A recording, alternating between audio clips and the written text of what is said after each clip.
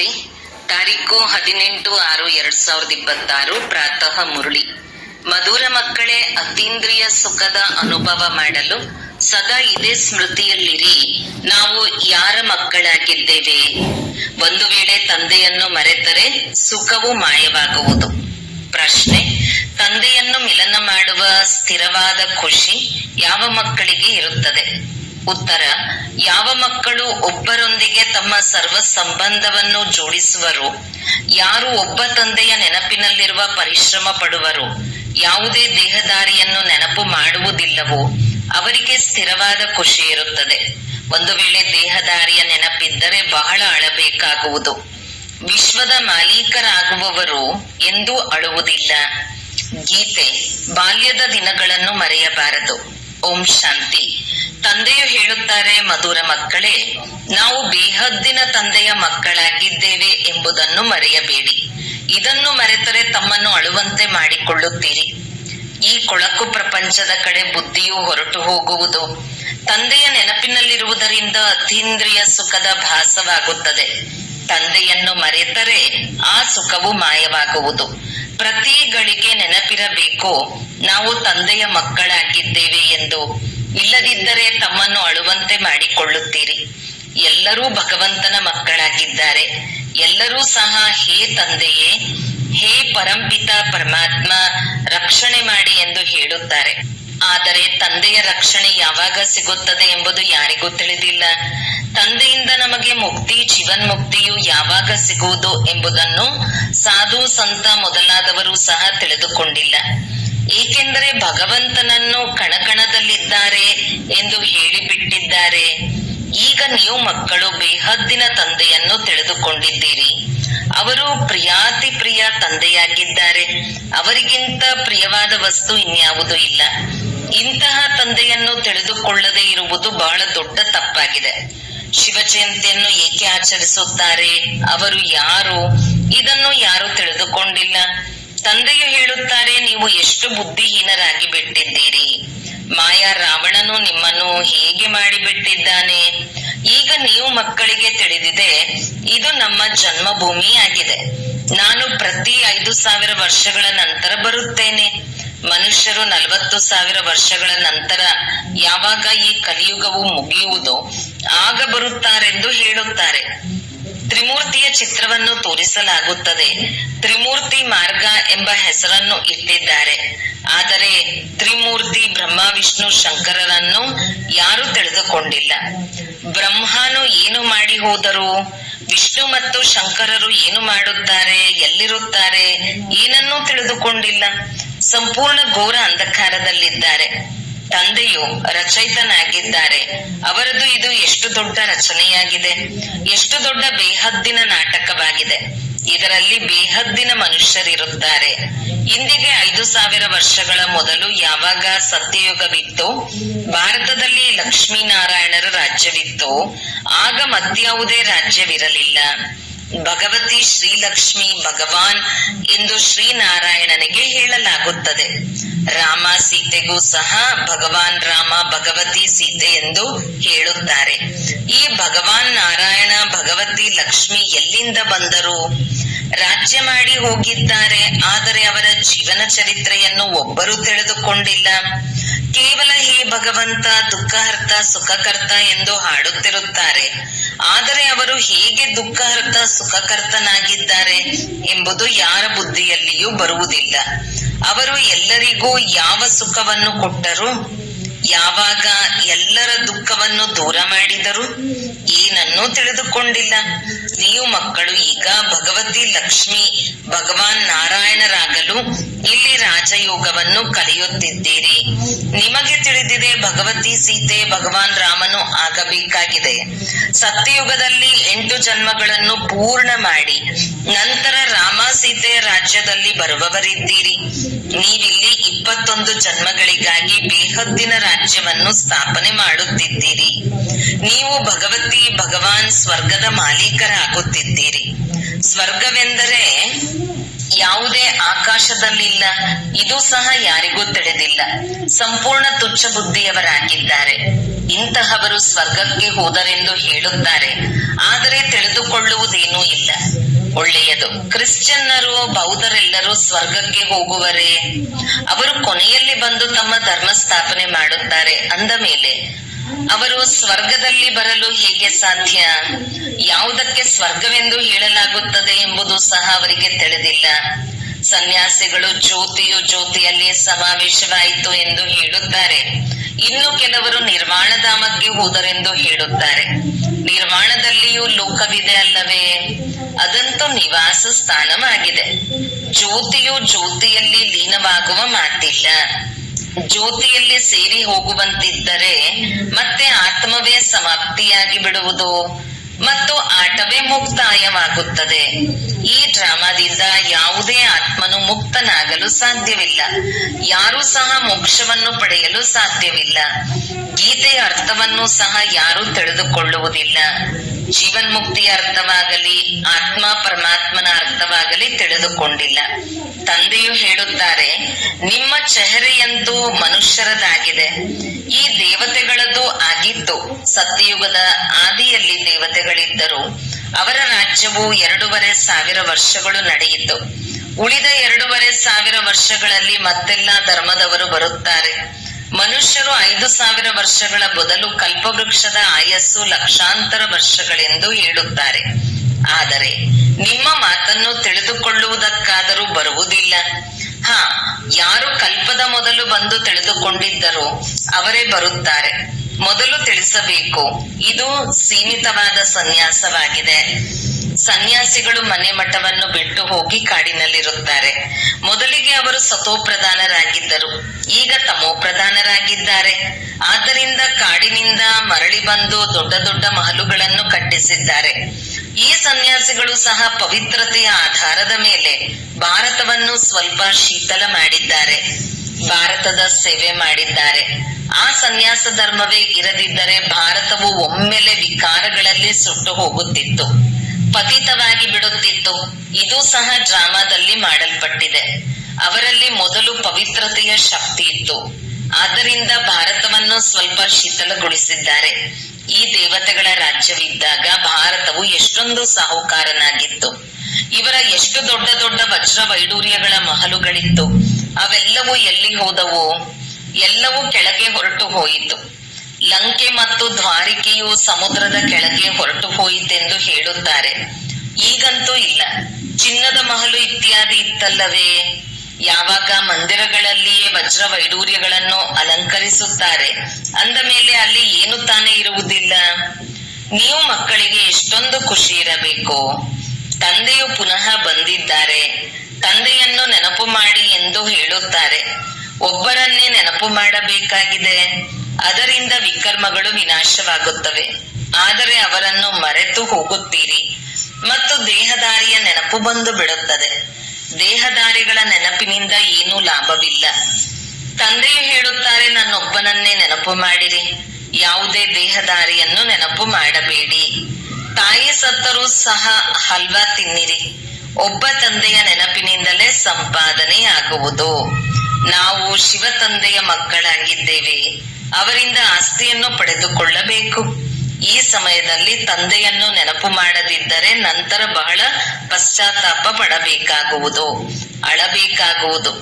ವಿಶ್ವದ ಮಾಲೀಕರಾಗುವವರಿಗೆ ಅಳುವ ಅವಶ್ಯಕತೆಯಾದರೂ ಏನಿದೆ? ನೀವು ತಂದೆಯನ್ನು ಮರೆತು ಹೋಗುತ್ತೀರಿ, ಆಗಲೇ ಮಾಯೆಯು ಪೆಟ್ಟು ಕೊಡುತ್ತದೆ. ಆದ್ದರಿಂದ ತಂದೆಯು ಮತ್ತೆ ಮತ್ತೆ ತಿಳಿಸುತ್ತಾರೆ, ಮಕ್ಕಳೇ, ತಂದೆ ಮತ್ತು ಆಸ್ತಿಯನ್ನು ನೆನಪು ಮಾಡಿ. ಅಮರನಾಥನು ಅಮರಪುರಿಯಲ್ಲಿ ಕೇವಲ ಒಬ್ಬ ಪಾರ್ವತಿಗೆ ಅಮರ ಕಥೆಯನ್ನು ತಿಳಿಸಿರುವುದಿಲ್ಲ. ಅವಶ್ಯಕವಾಗಿ ಅನೇಕರಿರುತ್ತಾರೆ.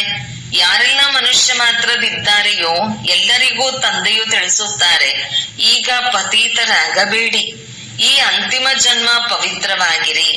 ಅಲ್ಲಿ ಸ್ವರ್ಗದಲ್ಲಿ ಯಾವುದೇ ವಿಕಾರಗಳಿರುವುದಿಲ್ಲ. ಒಂದು ವೇಳೆ ಅಲ್ಲಿಯೂ ವಿಕಾರ ಇರುವುದಾದರೆ ಸ್ವರ್ಗ ಮತ್ತು ನರಕದಲ್ಲಿ ಅಂತರವಾದರೂ ಏನು ಉಳಿಯಿತೋ? ಸರ್ವಗುಣ ಸಂಪನ್ನ 16 ಕಲಾ ಸಂಪೂರ್ಣರು ಎಂದು ದೇವಿ ದೇವತೆಗಳ ಮಹಿಮೆ ಹಾಡುತ್ತಾರೆ.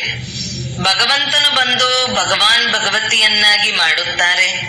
ಭಗವಂತನ ಹೊರತು ಮತ್ಯಾರೂ ಮಾಡಲು ಸಾಧ್ಯವಿಲ್ಲ. ಭಗವಂತ ಒಬ್ಬರೇ ಆಗಿದ್ದಾರೆ. ಭಗವಾನ್ ಭಗವತಿಯ ರಾಜಧಾನಿ ಎಂದು ಗಾಯನವಿದೆ. ಯಥ ರಾಜ ರಾಣಿ ತಥಾ ಪ್ರಜೆಗಳು ಅವರೇ ಆಗಿರುವರು. ಆದರೆ ಅವರಿಗೆ ಭಗವಾನ್ ಭಗವತಿ ಎಂದು ಹೇಳಲಾಗುವುದಿಲ್ಲ. ಆದ್ದರಿಂದ ಆದಿ ಸನಾತನ ದೇವಿ ದೇವತಾ ಧರ್ಮವೆಂದು ಹೇಳಲಾಗುತ್ತದೆ. ಇದು ಯಾರಿಗೂ ತಿಳಿದಿಲ್ಲ. ಇವರ ಬ್ರಹ್ಮರವರ ಆತ್ಮಕ್ಕೂ ತಂದೆಯೇ ತಿಳಿಸುತ್ತಾರೆ. ಒಂದು ತಂದೆಯ ಆತ್ಮ, ಇನ್ನೊಂದು ದಾದರವರ ಆತ್ಮ, ಇಬ್ಬರಿದ್ದಾರಲ್ಲವೇ. ಒಂದು ಆತ್ಮವು 84 ಜನ್ಮಗಳನ್ನು ಪಡೆದುಕೊಳ್ಳುತ್ತದೆ.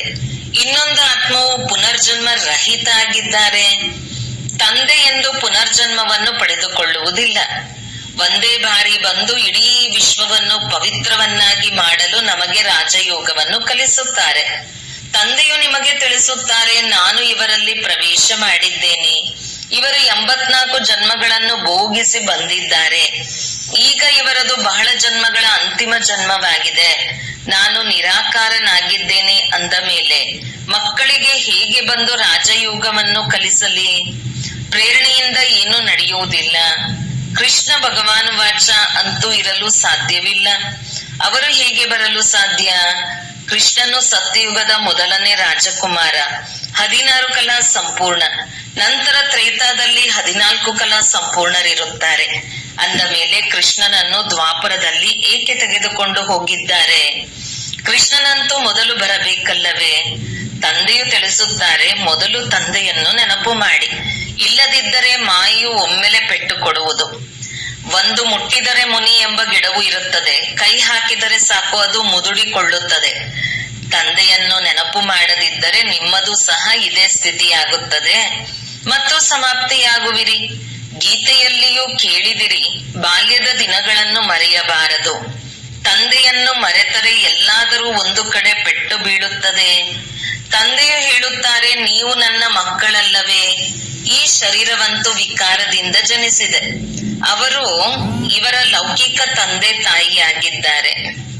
ಇಲ್ಲಿ ಪಾರಲೌಕಿಕ ತಂದೆ ಇದ್ದಾರೆ ಮತ್ತು ಬ್ರಹ್ಮನಿಗೆ ಅಲೌಕಿಕ ತಂದೆ ಎಂದು ಹೇಳಲಾಗುತ್ತದೆ. ಇವರು ಸೀಮಿತವಾದ ತಂದೆಯಾಗಿದ್ದಾರೆ, ನಂತರ ಬೇಹದ್ದಿನವರಾಗಿ ಬಿಟ್ಟರು. ಈಗ ನೋಡಿ, ಈ ಲೌಕಿಕ ಮಗಳು ನಿರ್ಮಲ ಶಾಂತ ದಾದಿ ಕುಳಿತಿದ್ದಾರೆ.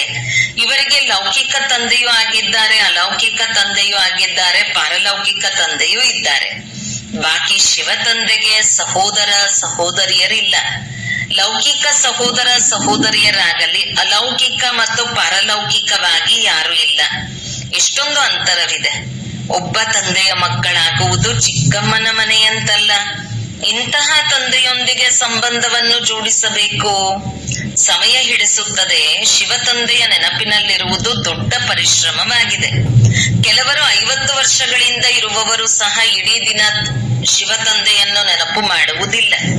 ಇಂತಹವರು ಇದ್ದಾರೆ. ಮತ್ತೆಲ್ಲರನ್ನು ಮರೆತು ಒಬ್ಬ ತಂದೆಯನ್ನು ನೆನಪು ಮಾಡುವುದು ಬಹಳ ಬಹಳ ಪರಿಶ್ರಮವಾಗಿದೆ. ಕೆಲವರು 1% ನೆನಪು ಮಾಡುತ್ತಾರೆ, ಕೆಲವರು 2%, ಕೆಲವರು 0.5% ನೆನಪು ಮಾಡುವುದು ವಿರಳ. ಇದು ಬಹಳ ದೊಡ್ಡ ಗುರಿಯಾಗಿದೆ. ಆದ್ದರಿಂದ ತಂದೆಯು ತಿಳಿಸುತ್ತಾರೆ, ಮಕ್ಕಳೇ ಬಾಲ್ಯವನ್ನು ಮರೆಯಬೇಡಿ. ತಂದೆಯಿಂದ ಸ್ವರ್ಗದ ಆಸ್ತಿ ಸಿಗುತ್ತದೆ. ನೀವು ತಿಳಿದುಕೊಂಡಿದ್ದೀರಿ, ನಾವು ಹೊಸ ಪ್ರಪಂಚದಲ್ಲಿ ಹೋಗುವುದಕ್ಕಾಗಿ ಬದುಕಿದ್ದಂತೆಯೇ ಸತ್ತು ತಂದೆಯ ಮಕ್ಕಳಾಗಿದ್ದೇವೆ. ಅಂದ ಮೇಲೆ ನಿಮಗೆ ಸ್ಥಿರವಾದ ಖುಷಿ ಇರಬೇಕು. ಓಹೋ, ನಾವು ಡಬಲ್ ಕಿರೀಟಧಾರಿಗಳಾಗುತ್ತೇವೆ. ಸತ್ಯಯುಗದಲ್ಲಿ ಈ ದೇವತೆಗಳಿಗೆ 16 ಕಲಾ ಸಂಪೂರ್ಣರು ಮತ್ತು 14 ಕಲಾ ಸಂಪೂರ್ಣರೆಂದು ಏಕೆ ಹೇಳುತ್ತಾರೆ ಎಂಬುದನ್ನು ಮನುಷ್ಯರು ತಿಳಿದುಕೊಂಡಿದ್ದಾರೆಯೇ? ಅವರಿಗೆ ಏನೂ ಗೊತ್ತಿಲ್ಲ. ಈ ಭಕ್ತಿ ಮಾರ್ಗದ ಶಾಸ್ತ್ರಗಳು ಮುಂದಿನ ಕಲ್ಪದಲ್ಲಿಯೂ ಆಗುತ್ತವೆ. ಈ ಹಠಯೋಗ ತೀರ್ಥಯಾತ್ರೆಗಳೆಲ್ಲವೂ ಕಲ್ಪದ ನಂತರವೂ ಇದೇ ರೀತಿ ಆಗುತ್ತವೆ. ಆದರೆ ಇದರಿಂದೇನಾಗುವುದು? ಸ್ವರ್ಗದಲ್ಲಿ ಹೋಗುವರೇ? ಇಲ್ಲ. ಅನೇಕರು ರಿದ್ಧಿ ಸಿದ್ಧಿಯಿಂದ ಬಹಳ ಕೆಲಸ ಮಾಡುತ್ತಾರೆ. ಇಂತಹವರು ಅನೇಕರಿದ್ದಾರೆ. ಸಾವಿರಾರು ಮಂದಿ ಮನುಷ್ಯರು ಅವರ ಹಿಂದೆ ಬಿದ್ದಿರುತ್ತಾರೆ. ರಿದ್ಧಿ ಸಿದ್ಧಿಯಿಂದ ಗಡಿಯಾರ ಮೊದಲಾದ ವಸ್ತುವನ್ನು ತೆಗೆಯುತ್ತಾರೆ. ಆದರೆ ಇದೆಲ್ಲವೂ ಅಲ್ಪಕಾಲಕ್ಕಾಗಿ ಎಂದು ತಿಳಿದುಕೊಂಡಿದ್ದಾರೆಯೇ? ಇದರಲ್ಲಿ ಬಹಳ ಪರಿಶ್ರಮ ಪಡಬೇಕಾಗುತ್ತದೆ. ಈ ರಿದ್ಧಿ ಸಿದ್ಧಿಯನ್ನು ಕಲಿಯುವುದಕ್ಕೂ ಒಂದು ಪುಸ್ತಕವಿರುತ್ತದೆ. ಲಕ್ಷಾಂತರ ಮಂದಿ ಅವರ ಹಿಂದೆ ಬಿದ್ದಿರುತ್ತಾರೆ. ನೀವು ಮಕ್ಕಳು ತಿಳಿದುಕೊಂಡಿದ್ದೀರಿ, ನಮಗೆ ತಂದೆಯಿಂದ ಸ್ವರ್ಗದ ಆಸ್ತಿಯು ಸಿಗುತ್ತದೆ. ಈ ಕಣ್ಣುಗಳಿಂದ ಏನೆಲ್ಲವನ್ನು ನೋಡುತ್ತೀರೋ ಇದೇನು ಉಳಿಯುವುದಿಲ್ಲ. ತಂದೆಯು ತಿಳಿಸುತ್ತಾರೆ, ನೀವು ಅಶರೀರಿಯಾಗಿ ಬಂದಿದ್ದೀರಿ, ಮತ್ತೆ ಆ ಶರೀರದ ಜೊತೆ ಪಾತ್ರವನ್ನು ಅಭಿನಯಿಸಿದಿರಿ. ಒಂದು ವೇಳೆ 84 ಲಕ್ಷದ ಲೆಕ್ಕಾಚಾರವನ್ನು ತಿಳಿಸಿದ್ದೆ ಆದರೆ 12 ತಿಂಗಳು ಹಿಡಿಸುವುದು. ಆದರೆ ಇದು ಸಾಧ್ಯವಿಲ್ಲ. 84 ಜನ್ಮಗಳ ಲೆಕ್ಕವನ್ನು ತಿಳಿಸುವುದು ಬಹಳ ಸಹಜವಾಗಿದೆ. ನೀವೇ 84ರ ಚಕ್ರವನ್ನು ಸುತ್ತುತ್ತಾ ಇರುತ್ತೀರಿ. ಸೂರ್ಯವಂಶಿಯವರಾಗಿದ್ದಾಗ ಚಂದ್ರವಂಶಿ ಇರುವುದಿಲ್ಲ. ಸೂರ್ಯವಂಶಿ ಮನೆತನವು ಪೂರ್ಣವಾಯಿತು, ನಂತರ ಚಂದ್ರವಂಶಿಯವರಾದರು. ನೀವೀಗ ತಿಳಿದುಕೊಂಡಿದ್ದೀರಿ, ನಾವು ಬ್ರಾಹ್ಮಣ ವಂಶದವರು, ನಂತರ ದೇವತಾ ವಂಶದವರಾಗಬೇಕು. ಆದ್ದರಿಂದ ನಾವು ವಿದ್ಯೆಯನ್ನು ಓದುತ್ತಿದ್ದೇವೆ. ಏಣಿಯನ್ನು ಕೆಳಗೆ ಇಳಿಯುತ್ತಾ ಇಳಿಯುತ್ತಾ ವೈಶ್ಯ ಶೂದ್ರ ವಂಶಿಯವರಾಗುತ್ತೇವೆ. ಈಗ ತಮ್ಮ 84 ಜನ್ಮಗಳ ಸ್ಮೃತಿ ಬಂದಿದೆ. ಈ ಚಕ್ರವನ್ನು ಸಹ ನೆನಪು ಮಾಡಬೇಕು. ತಂದೆಯನ್ನು ನೆನಪು ಮಾಡುವುದರಿಂದ ಸದಾ ಆರೋಗ್ಯವಂತರು, ಐಶ್ವರ್ಯವಂತರಾಗುತ್ತೀರಿ. ಪಾಪಗಳು ಕಳೆಯುತ್ತವೆ. ಚಕ್ರವನ್ನು ತಿಳಿದುಕೊಳ್ಳುವುದರಿಂದ ಚಕ್ರವರ್ತಿಗಳಾಗಿ ಬಿಡುತ್ತೀರಿ. ನಿಮಗೆ ತಿಳಿದಿದೆ, ಈ ಹಳೆಯ ಪ್ರಪಂಚವು ಸ್ಮಶಾನವಾಗುವುದಿದೆ. ಏನೂ ಉಳಿಯುವುದಿಲ್ಲ, ಎಲ್ಲವೂ ಸಮಾಪ್ತಿಯಾಗಿ ಬಿಡುವುದು. ರಾಮನೂ ಹೋದ, ರಾವಣನೂ ಹೋದ. ಸತ್ಯಯುಗದಲ್ಲಿ ರಾಮನ ಎಷ್ಟು ಚಿಕ್ಕ ಪರಿವಾರವಿರುತ್ತದೆ, ಈಗ ರಾವಣನ ಎಷ್ಟು ದೊಡ್ಡ ಪರಿವಾರವಿದೆ. ಮಕ್ಕಳಿಗೆ ತಿಳಿದಿದೆ, ಈ ರಾಜಧಾನಿಯು ಸ್ಥಾಪನೆಯಾಗುತ್ತಿದೆ. ಪ್ರತಿ ಮಾತಿನಲ್ಲಿ ಪುರುಷಾರ್ಥ ಮೊದಲು. ತಂದೆಯು ಪುರುಷಾರ್ಥ ಮಾಡಿಸುತ್ತಾರೆ. ಮಕ್ಕಳೇ, ನನ್ನನ್ನು ನೆನಪು ಮಾಡಿರಿ. ಯಾವ ತಂದೆಯಿಂದ ಸ್ವರ್ಗದ ರಾಜ್ಯಭಾಗ್ಯವು ಸಿಗುತ್ತದೆಯೋ ಅವರನ್ನೇ ನೀವು ನೆನಪು ಮಾಡುವುದಿಲ್ಲ. ತಂದೆಯು ಸ್ಮೃತಿ ತರಿಸುತ್ತಾರೆ, ನೀವು ಸ್ವರ್ಗದ ಮಾಲೀಕರಾಗಿದ್ದೀರಿ. ಈಗ ಪುನಃ ಪುರುಷಾರ್ಥ ಮಾಡಿ ಸ್ವರ್ಗದ ಮಾಲೀಕರಾಗಿರಿ. ಒಳ್ಳೆಯದು. ಮಧುರಾತಿ ಮಧುರ ಅಗಲಿ ಹೋಗಿ ಮರಳಿ ಸಿಕ್ಕಿರುವ ಮಕ್ಕಳ ಪ್ರತಿ ಮಾತ ಪಿತಾ ಬಾಪ್ದಾದರವರ ನೆನಪು, ಪ್ರೀತಿ ಹಾಗೂ ಸುಪ್ರಭಾತ. ಆತ್ಮೀಯ ಮಕ್ಕಳಿಗೆ ಆತ್ಮೀಯ ತಂದೆಯ ನಮಸ್ತೆ. ಧಾರಣೆಗಾಗಿ ಮುಖ್ಯ ಸಾರ. 1. ಎಂದು ಯಾವುದೇ ಮಾತಿನಲ್ಲಿ ಮುಟ್ಟಿದರ ಮುನಿ ಆಗಬಾರದು. ಈಶ್ವರೀಯ ಬಾಲ್ಯವನ್ನು ಮರೆತು ಬಾಡಿ ಹೋಗಬಾರದು. ಈ ಕಣ್ಣುಗಳಿಂದ ಏನೆಲ್ಲವೂ ಕಾಣುತ್ತಿದೆಯೋ ಅದನ್ನು ನೋಡಿದರೂ ನೋಡದಂತಿರಬೇಕು. 2. ಒಬ್ಬ ತಂದೆಯ ನೆನಪಿನಲ್ಲಿಯೇ ಸಂಪಾದನೆ ಇದೆ. ಆದ್ದರಿಂದ ದೇಹದಾರಿಗಳನ್ನು ನೆನಪು ಮಾಡಿ ಅಳಬಾರದು. ತಂದೆ ಮತ್ತು ಆಸ್ತಿಯನ್ನು ನೆನಪು ಮಾಡಿ ವಿಶ್ವದ ರಾಜ್ಯವನ್ನು ಪಡೆದುಕೊಳ್ಳಬೇಕು. ವರದಾನ: ಶ್ರೇಷ್ಠ ಮತದ ಆಧಾರದ ಮೇಲೆ ಮಾಯಾವಿ ಸಂಘದೋಷದಿಂದ ದೂರ ಇರುವಂತಹ ಶಕ್ತಿ ಸ್ವರೂಪ ಭವ. ಮಕ್ಕಳ ಒಂದು ದೂರು ಇರುತ್ತದೆ, ಎಲ್ಲಾ ಸಂಬಂಧಿಗಳು ಕೇಳುವುದಿಲ್ಲ, ಸಂಘ ಚೆನ್ನಾಗಿಲ್ಲ, ಈ ಕಾರಣ ಶಕ್ತಿಶಾಲಿಯಾಗಲು ಸಾಧ್ಯವಿಲ್ಲ. ಆದರೆ ಶ್ರೇಷ್ಠ ಮತದ ಮೇಲೆ ಜ್ಞಾನ ಸ್ವರೂಪ, ಶಕ್ತಿ ಸ್ವರೂಪ ವರದಾನಿಯಾಗಿ ತಮ್ಮ ಸ್ಥಿತಿಯನ್ನು ಅಚಲವನ್ನಾಗಿ ಮಾಡಿಕೊಳ್ಳಿ. ಸಾಕ್ಷಿಯಾಗಿ ಪ್ರತಿಯೊಬ್ಬರ ಪಾತ್ರವನ್ನು ತೋರಿಸಿ ತಮ್ಮ ಸತೋಗುಣಿ ಪಾತ್ರದಲ್ಲಿ ಸ್ಥಿತರಾಗಿ ಸದಾ ತಂದೆಯ ಸಂಘದಲ್ಲಿರಿ. ಆಗ ತಮೋಗುಣಿ ಆತ್ಮದ ಸಂಘದ ರಂಗಿನ ಪ್ರಭಾವ ಬೀಳಲು ಸಾಧ್ಯವಿಲ್ಲ. ಸ್ಲೋಗನ್: ಯಾರು ಕರ್ಮದ ಕಲ್ಪವೃಕ್ಷದ ಕೊಂಬೆ ಮೇಲೆ ಕುಳಿತು ಕರ್ಮ ಮಾಡುತ್ತಾ ಉಪರಾಮ್ ಸ್ಥಿತಿಯಲ್ಲಿ ಇರುವವರೇ ಕರ್ಮಯೋಗಿಗಳು. ಅವ್ಯಕ್ತ ಸೂಚನೆಗಳು: ಸದಾ ಹರ್ಷಿತವಾಗಿರಲು ತಮ್ಮ ಸ್ವಭಾವವನ್ನು ಸರಳ ಮಾಡಿಕೊಳ್ಳಿರಿ, ಸಹನಶೀಲರು ಆಗಿರಿ. ಹೇಗೆ ಯಾರದ್ದು ವಿಶೇಷ ಸ್ವಭಾವವಿರುತ್ತದೆ, ಆ ಸ್ವಭಾವಕ್ಕೆ ವಶರಾಗಿ ಬೇಡವೆಂದರೂ ನಡೆಯುತ್ತಿರುತ್ತಾರೆ. ಹೇಳುತ್ತಾರೆ, ಬಯಸುವುದಿಲ್ಲ, ಆದರೆ ಇದು ನನ್ನ ಸ್ವಭಾವವಾಗಿದೆ. ನೀವು ಮಕ್ಕಳದ್ದು ಇಂತಹ ಸರಳ ಸ್ವಭಾವವಿರಬೇಕು. ಯಾವುದು ಎಲ್ಲರಿಗೂ ಅನುಭವವಾಗಲಿ. ಇವರು ಸಹಜ ಯೋಗಿ, ಸ್ವತಃ ಯೋಗಿಯಾಗಿದ್ದಾರೆ. ಏನು ಮಾಡಲಿ, ಹೇಗೆ ಯೋಗ ಜೋಡಿಸಲಿ, ಈ ಮಾತುಗಳನ್ನು ಸಮಾಪ್ತಿ. ಸದಾ ಸಹಯೋಗಿ ಆಗೇ ಇದ್ದಾರೆ, ಅರ್ಥಾತ್ ಯೋಗಿ. ಇದೇ ಒಂದು ಮಾತನ್ನು ಸ್ವಭಾವ ಮತ್ತು ಸರಳ ಮಾಡಿಕೊಳ್ಳುವುದರಿಂದ ಎಲ್ಲಾ ಸಬ್ಜೆಕ್ಟ್ ನಲ್ಲಿ ಪರಿಪೂರ್ಣರಾಗಿ ಬಿಡುವಿರಿ. ಓಂ ಶಾಂತಿ.